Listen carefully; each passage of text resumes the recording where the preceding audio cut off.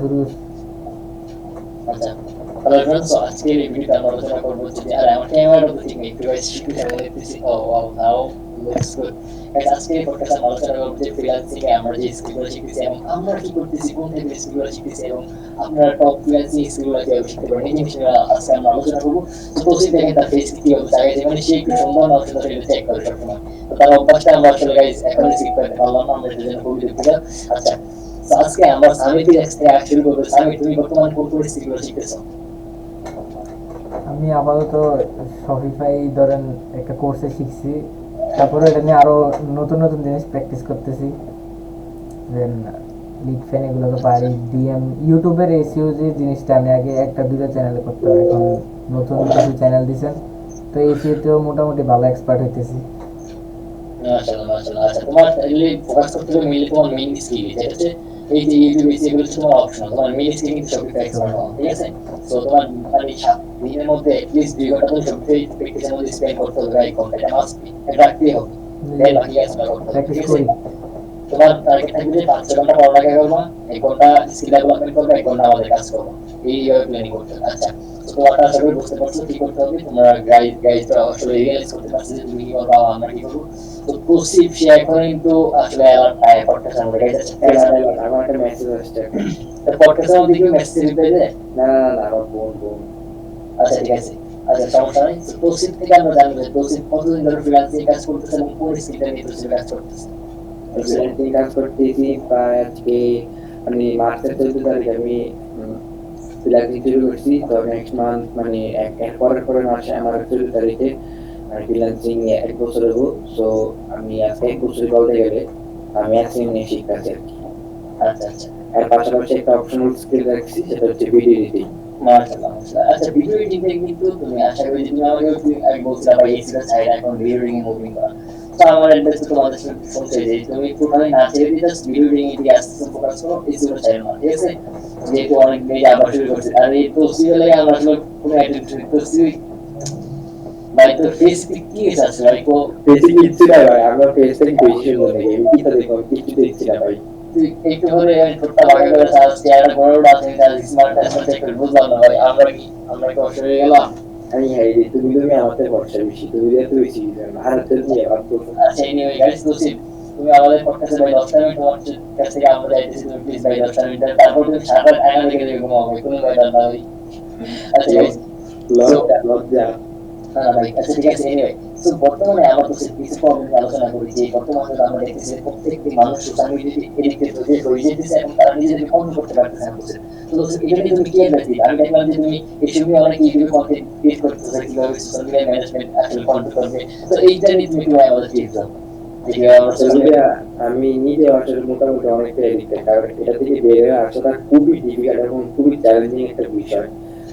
তো আর আমার মতে মনে হয় যে সোশ্যাল মিডিয়ার এই সময়টা এই কাজটা এমন মনে হয় এই সময় আছে আর গেছে আমার সময়, মানে আমি যে কাজটার জন্য ঢুকছি মোবাইলে কিন্তু সেই কাজটা করার নেই, বাট আমি সোশ্যাল মিডিয়াতে শর্ট ভিডিও স্ক্রল করছি, ওই কাজটা করার না। তো তার মতো মনে হয় সোশ্যাল মিডিয়া স্ক্রল করাটা মানে সোশ্যাল মিডিয়া পুরোটাই আমাদের জন্য সমালোচনা, এটা সবাই জানে, সবাই প্রত্যেকটা মানুষ মানে, বাট কেউ কন্ট্রোল করতে পারতেছে না। এখন কথা হচ্ছে যে কিভাবে কন্ট্রোল করবেন। কন্ট্রোল আসলে নিজের উপরে, নিজে ছাড়া কেউ কোনো অ্যাপস বা কেউ যতই ধরে দেখবে ভাই এমনি করেন বা এমনি করেন, কেউ কিছু লাভ নেই। নিজে যদি কন্ট্রোল না করতে পারেন মানে যতই মানুষ ইয়া করুক পারবে না। আর আমার মতে রিকমেন্ড থাকবে যে একটু কম চালানোর চেষ্টা করবেন। যে কাজটা যখন দুজন সেই কাজটা প্রথমে করে ফেলবেন, যদি পরে দিয়েও স্কোর করে কোনো সমস্যা নেই, কিন্তু যে কাজটা যখন করবেন ঢুকবেন ওই কাজটা ফার্স্টে করে ফেলবেন, এটাই আমার মূলত কাজ। আর কন্ট্রোল নিজের কাছে, এটা মানুষ বলে দিয়ে লাভ নেই, নিজের কাছে নিজে কন্ট্রোল না করতে বলে লাভ নেই।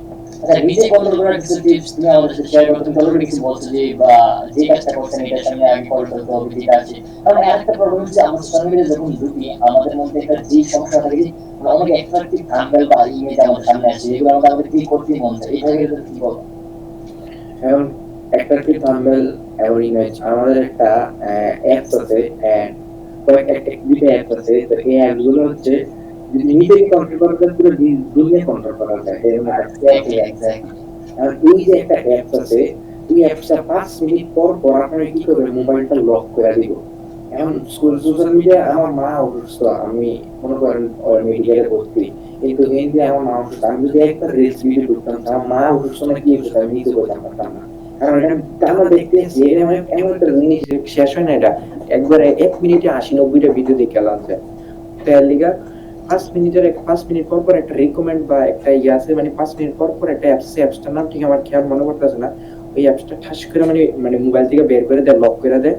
তখন যদি আপনার মাইন্ডটা আবার যদি আসে না, আরে আমার তো কাজ করা যায়, আমার তো কাজ করা লাগবে, আমার তো কাজ বাকি, আমার মা অসুস্থ বা আমার এই কাজ বাকি, তখন আপনি নিজেকে কন্ট্রোল করতে পারবেন। এই অ্যাপসটা ঠিক মনে নেই আমার অ্যাপসটার নাম, আমি যদি মনে পড়ে বা আমি জানাবো আমি আপনাদের। আচ্ছা অবশ্যই তুমি আমার বলবা তখন যখন action dash ACTS action dash.